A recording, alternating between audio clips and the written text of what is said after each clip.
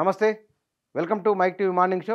తెలుగు దినపత్రికలో వచ్చిన ప్రధాన వార్తలు ఏమిటో చూద్దాం. ముందుగా ఈనాడులో బ్యానర్ ఐటమ్ కింద 11,500 కోట్ల పనుల రద్దు అనే వార్త ఉన్నది. ఇది నీటిపారుదల శాఖకు సంబంధించి సర్కారు కీలక నిర్ణయం అనేది ఒక ప్రధానమైన వార్త.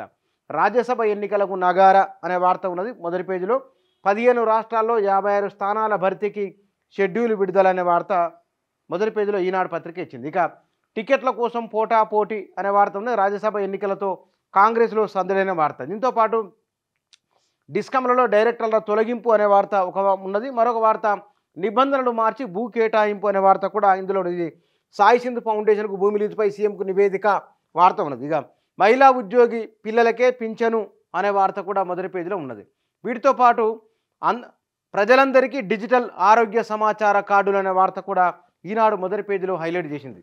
ఇక ఆంధ్రజ్యోతిలో ఏర్ ప్యానెల్లో రాజ్యసభ ఎన్నికలు 27న 8వ తేదీన నోటిఫికేషన్ విడుదల అనే వార్త ఉంది. దానికి సంబంధించిన సమాచారాన్ని ఏర్ ప్యానెల్లో ఆంధ్రజ్యోతి ఇచ్చింది. ఇక హిటిరోకు భూ సంతర్పణపై దర్యాప్తు అని ప్రశ్నార్థకం ఇచ్చి ఒక వార్త ఇచ్చింది.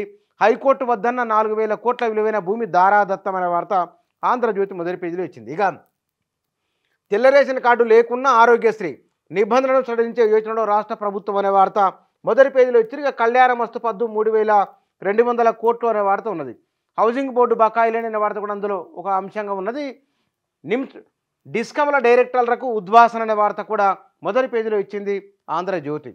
కేటీఆర్ తీరు మార్చుకో అనే వార్త కూడా ఉన్నది. దీంతో పాటు హామీల అమలేది వీపులు పగులుతాయి. యాదాద్రి జడ్పీ చైర్మన్ మంత్రి కోమటిరెడ్డి మధ్య వాగ్వాదం. బీబీనగర్ సభలో ఉద్రిక్తత. రైతు బంధు పెంపు రుణమాఫీ ఎందుకు చేయలేదన్న సందీప్ రెడ్డి. విరుచుకుపడ్డ మంత్రి. తండ్రి పేరుతోనే పదవి లేదంటే వార్డు మెంబర్గాను గెలవలేమన్న కోమటిరెడ్డి. సర్కారుపై తప్పుగా మాట్లాడితే బీఆర్ఎస్ నేతల వీపులు పగులుతాయని వ్యాఖ్య. రేవంత్ స్వశక్తితో సీఎం అయ్యారు.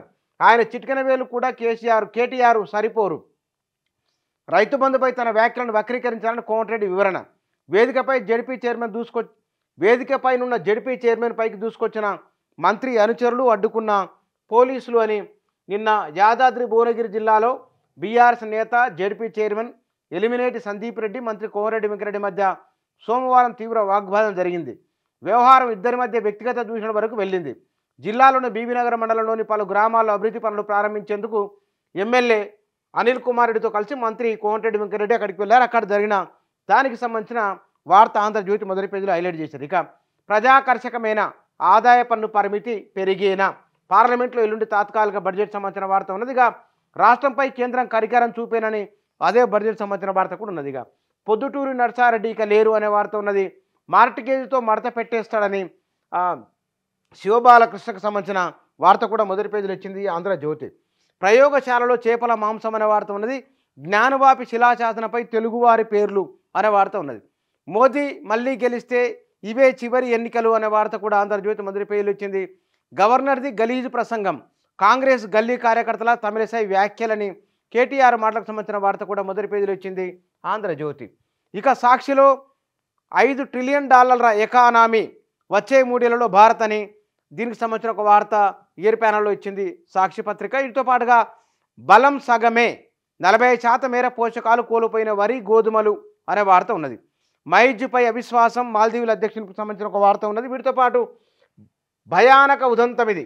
ఏఐతో సృష్టిస్తున్న డీప్ ఫేక్ ఫోటోలు వీడియోల పైన సత్యనాదెల్ల మాట్లాడిన మాటలను చిన్న ఐటెంగా ఇచ్చింది సాక్షి.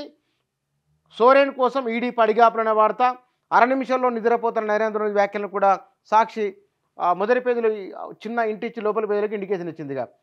2 దరఖాస్తులు చాలు, ప్రభుత్వ కాలేజీలకు ఒకటి, ప్రైవేటు కాలేజీలకు మరొకటి, దేశవ్యాప్తంగా అన్ని ఎంబీబీఎస్ సీట్లకు ఒకేసారి కౌన్సిలింగ్ అనే వార్త మొదటి పేజీలో ఉన్నది. ఇక 2023లో భారతీయులకు 14 లక్షల వీసాలు అనే వార్త ఉన్నది. సర్కారు సీరియస్, సీఎంఆర్ వాపస్ అనే వార్త ఉన్నది. అమ్మా నాన్న సారీ నేను ఓడిపోయానని విద్యార్థిని ఆత్మహత్యకు సంబంధించిన ఒక వార్త కూడా ఉన్నది రాజస్థాన్ సంబంధించింది. ఇక ఆరోగ్యశ్రీకి రేషన్ కార్డుకు నిబంధన సడలింపు అనే వార్త కూడా సాక్షి మొదటి పేజీలో వచ్చింది. మళ్ళీ పౌరసత్వ రగడ, వారంలో సిఏఏ అమలు అనే వార్త ఉన్నది. అవసరమైతే సిట్టింగ్లు చేంజ్ అని లోక్సభ బీఆర్ఎస్ అభ్యర్థులకు సంబంధించిన వార్త స్టోరీ ఉన్నది. దక్షిణ ఉత్తర డిస్కంల డైరెక్టర్ల తొలగింపు అనే వార్త. ట్రాన్స్కో జెన్కో డైరెక్టర్ పోస్టులకు నోటిఫికేషన్ అనే వార్త కూడా సాక్షి మొదటి పేజీలో వచ్చింది. హెచ్ఎండిఏలో ఏసీబీ ప్రకంపనల వార్త ఉన్నది. ఫిబ్రవరి 27న రాజ్యసభ ఎన్నికలకు సంబంధించిన వార్త సాక్షిలో ఉన్నది.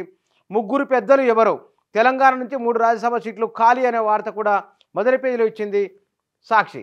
ఇక నమస్తే తెలంగాణలో లబ్ధిదారులు లేకుండానే 5 లక్షల దాకా బదిలీ, ఐఎంపీఎస్లో వెసులుబాటు ఫిబ్రవరి 1 నుంచి అమల్లోకి అనే వార్త ఎయిర్ ప్యానల్లో ఇచ్చింది. ఇక కోవిడ్ సమయంలో పుణ్యానికి పనిచేశారా, నర్సింగ్ అభ్యర్థులపై వైద్యశాఖ మంత్రి దామోదర నరసింహ రుసరుసా అని ఒక వార్త ఉన్నది.